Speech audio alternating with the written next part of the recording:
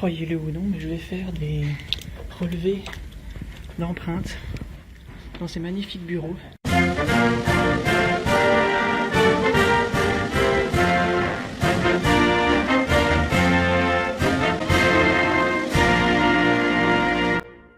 La question du travail aux États-Unis, c'est quand même assez spécial. Pour faire simple, j'ai trouvé deux jobs, deux part-times, deux emplois partiels. À chaque fois que j'ai dû appliquer ou à chaque fois que j'ai dû signer des papiers, il y avait des choses qui étaient vraiment, mais vraiment américaines. Et je pense qu'on trouve ça que ici, ou en tout cas, c'est quelque chose de bien différent comparativement à ce qui peut se trouver en France ou même, je pense, ailleurs en Europe.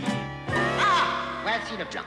Alors tout d'abord, ce qui est quand même assez embêtant ici, on demande en général 3 personnes référentes. C'est pas forcément des anciens chefs ou des personnes qui étaient responsables de nous. De temps en temps, c'est peut-être juste votre propriétaire ou quelque chose comme ça. Voilà, alors là j'ai mis mes 3 anciens responsables. Heureusement que j'ai pu faire des petits stages ici où j'ai pu faire du travail à part temps. Il faut mettre nom, prénom, quelle était la relation, quel est leur numéro de téléphone, quelle est leur position dans l'entreprise. Quel est leur email? Vous êtes recommandé par Stevie Wonder, donc j'ai pas vraiment le choix. Aussi, on nous demande souvent l'historique de nos métiers, notre CV donc, qui est ici appelé un résumé, d'accord? Un CV c'est un résumé, alors allez comprendre pourquoi. C'est vraiment le nom qui donne, un résumé, donc, mais sans les accents.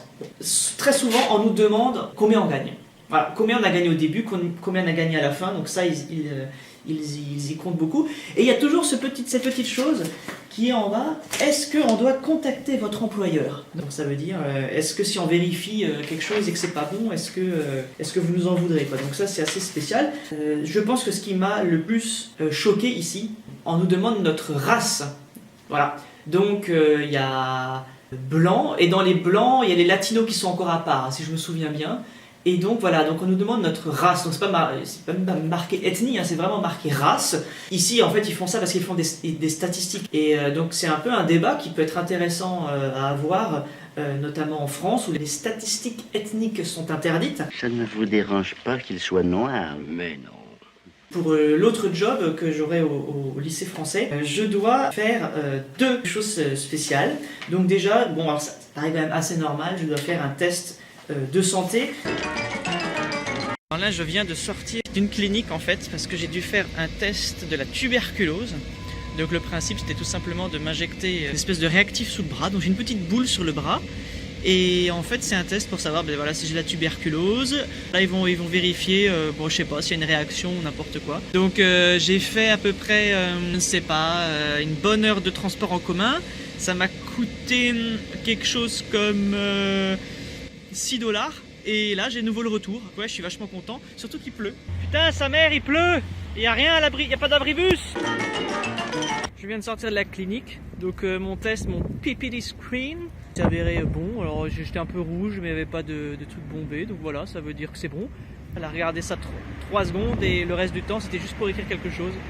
Donc tout ça pour ça, je suis aussi tuberculose free. Donc voilà, c'est plutôt sympa. Et maintenant je vais aller bouffer. Et l'autre chose qui est quand même assez géniale, alors ça c'est pas partout. Alors je viens de me faire prendre les empreintes parce qu'en fait ce qui se passe c'est qu'avant de faire un job, quand on travaille avec des enfants par exemple, eh bien ils font un background check et donc mes empreintes viennent d'être envoyées au FBI pour vérifier si je n'ai pas eu des affaires antérieures.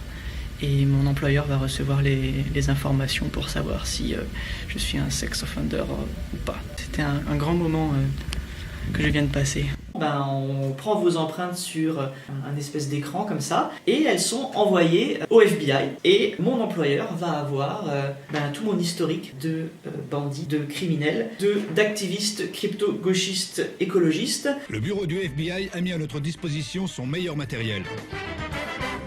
L'odeur. Je viens de recevoir le résultat de mes empreintes. Je ne triche pas, je vais la découvrir en même temps que vous. No criminal history. Forcément, en tant qu'étranger, je dois toujours fournir des papiers. Donc ici, j'ai mon autorisation de travail. Donc ça, forcément, à chaque fois, on me la demande. On me demande aussi toujours mon passeport, mon numéro de passeport. Grosso modo, avec ça, je m'en sors. Et il y a bien sûr le fameux numéro de sécurité sociale. Voilà, ici, sans numéro de sécurité sociale, on ne peut rien faire. Par exemple, quand on est arrivé ici, J'ai dû d'abord faire une autorisation de travail, j'ai payé ça environ 550 $. J'ai dû justifier du fait que je n'étais pas obligé de travailler, je faisais ça pour la beauté du geste. La machine à apprendre, elle vient d'Amérique. Alors, qui va commencer? Je viens porter mes connaissances et mon savoir à ce peuple américain qui, je pense, en a grand besoin.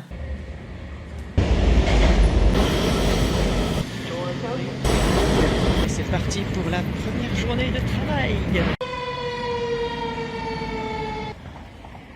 Le lycée français qui a tout d'américain. Ça ne vous dérange pas qu'il soit noir? Non.